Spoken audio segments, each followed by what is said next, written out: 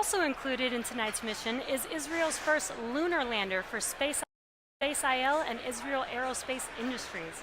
This lander will be the world's first privately funded spacecraft to reach the moon. Its mission is to transmit photos and video of its new home and conduct tests of the environment.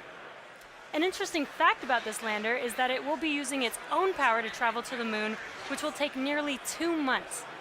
Now let's check in with Kate for our final status update before liftoff. We're currently at T-minus 3 minutes and 37 seconds from liftoff. Falcon 9 is now moving into the final stages of countdown. The first and second stages are both nearly fully loaded with 1 million pounds of kerosene fuel and liquid oxygen. The first stage should finish prop loading around T-minus 3 minutes and the second stage at T-minus 2 minutes. We're approaching T0, so let's listen in on the countdown net momentarily. Now, at the T-minus 60 seconds mark, be sure to listen for the call out that Falcon 9 is in startup. This means that the rocket's autonomous internal flight computers have taken over the launch countdown. The new Centaur Sat-2 payload continues to be healthy. The F9 team is tracking no issues on the rocket. Weather's looking good. Range is green. Let's listen in now.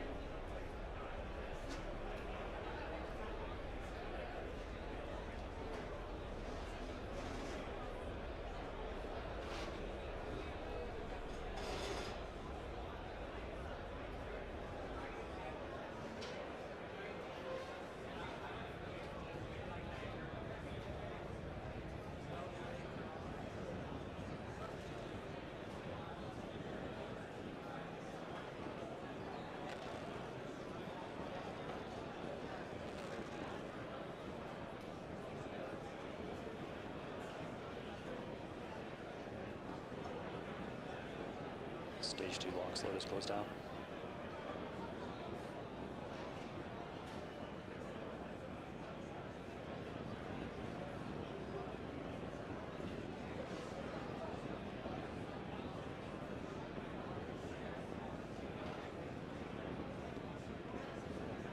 Falcon 9 is on internal power. Gas process is ready.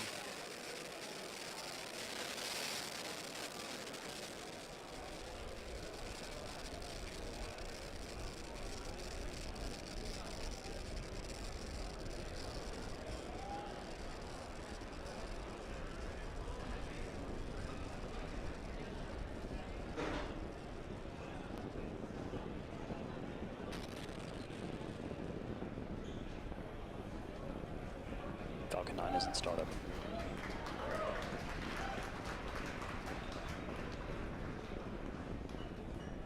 Stage 2 pressing for flight.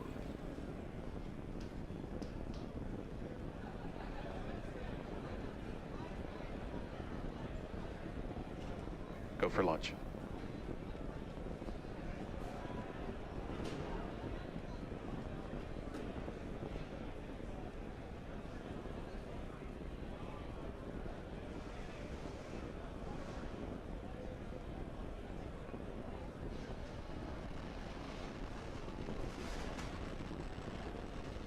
Stage 1 pressing for flight.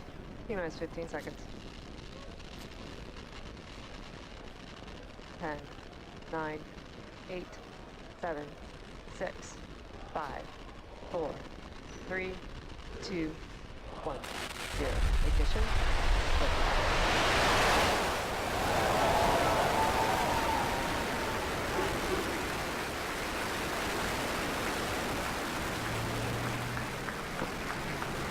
Switching downrange. Stage 1 propulsion's nominal.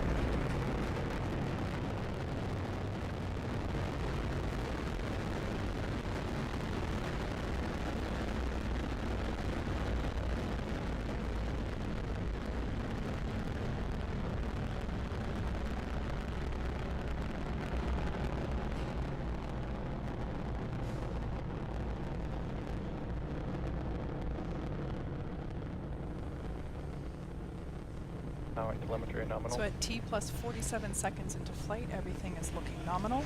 We're currently preparing to throttle down as we enter max Q.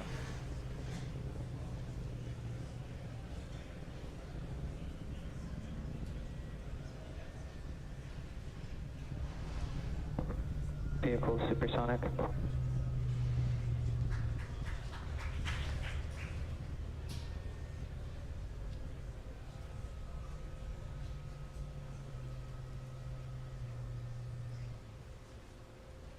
Vehicle has reached maximum aerodynamic pressure. So there you just heard we passed through max Q. We will now throttle back up.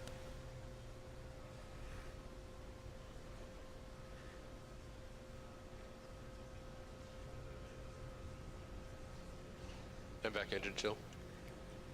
There you heard the call out for MVAC engine chill. This is the point in which, like I mentioned before, we start to flow the super cold liquid oxygen into the turbo pumps, bringing them down to flight temperatures. This helps us reduce the temperature difference between the liquid oxygen and the hardware.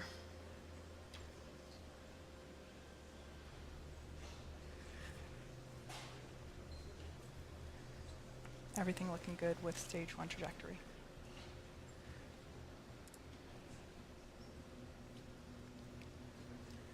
Main engine cutoff. MECO 1 approaching now.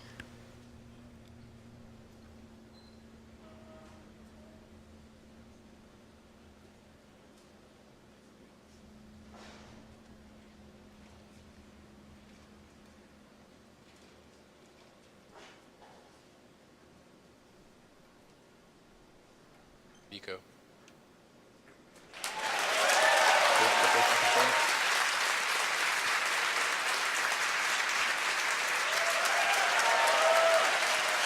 And there on your screen you can see that the second stage engine has lit the gorgeous red-orange glow of that nozzle. We're now at T plus 3 minutes and 5 seconds into flight. Coming up next will be fairing deployment. Now that second stage is in the vacuum of space, we don't need the fairing anymore, so in order to improve our vehicle efficiency, we shed the extra weight. Let's check in on the status of the Falcon 9 booster.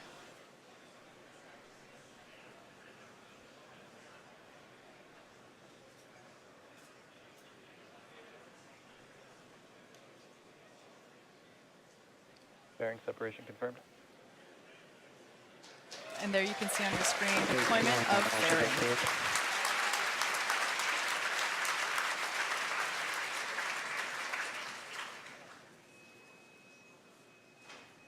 Bermuda acquisition of signal.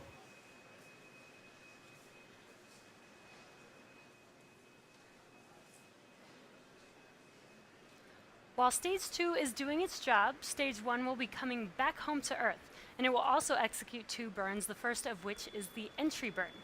First stage is traveling at roughly 2,300 meters per second, and this 3-engine burn helps to slow the stage down. The second of the Stage 1 burns is called the landing burn. This is a single-engine burn that brings the vehicle speed down rapidly from about 250 meters per second all the way down to 2 meters per second in order to gently land on the drone ship. As I mentioned earlier, for this mission, first stage re-entry conditions are predicted to be the most challenging for any recovery attempt to date. It is possible that we might lose our camera feed during the landing attempt due to the drone ship's position over the horizon, but if that happens, we will bring you an update as soon as we re-establish connection. Stage 1 landing should occur about 25 seconds following second stage engine cutoff. The entry burn will be coming up here in about 2 minutes.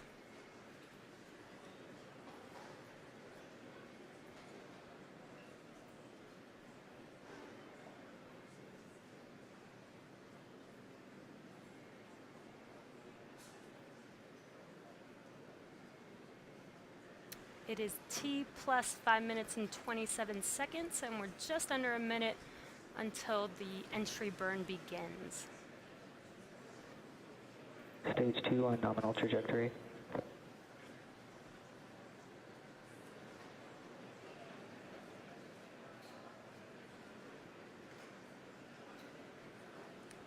So on your left screen, you can see the first stage coming down, and you'll see a bright light when the entry burn begins there.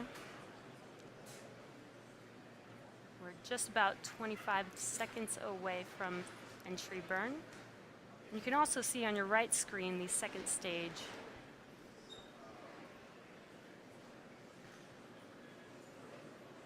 Stage 1 FTS is safe.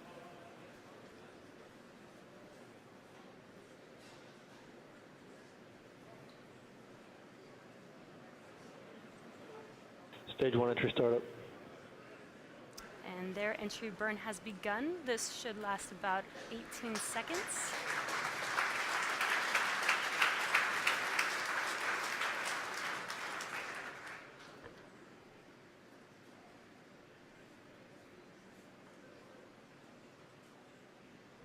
Stage 1 entry burn. Shut down. And entry burn is complete for first stage. Next, coming up at about T+8 minutes will be a rapid series of events. This will include the first second stage engine cutoff, or SECO-1, the start of the landing burn, followed by the first stage landing. SECO-1 and the landing burn will occur within 4 seconds of each other, followed by the stage 1 landing shortly after that. And we are at T+7 minutes and 22 seconds, so we're just under a minute to SECO-1.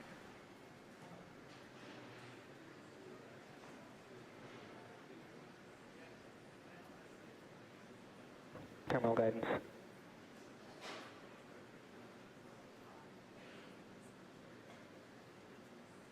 Stage 1 entry transonic.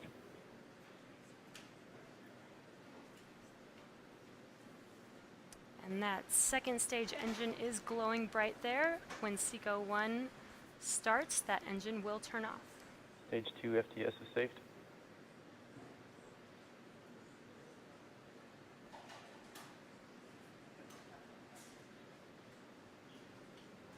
Stage 1 landing startup.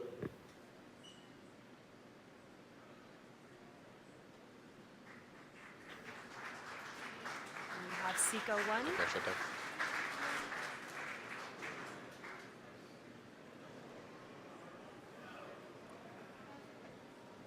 Stage 1 landing weight deployed. It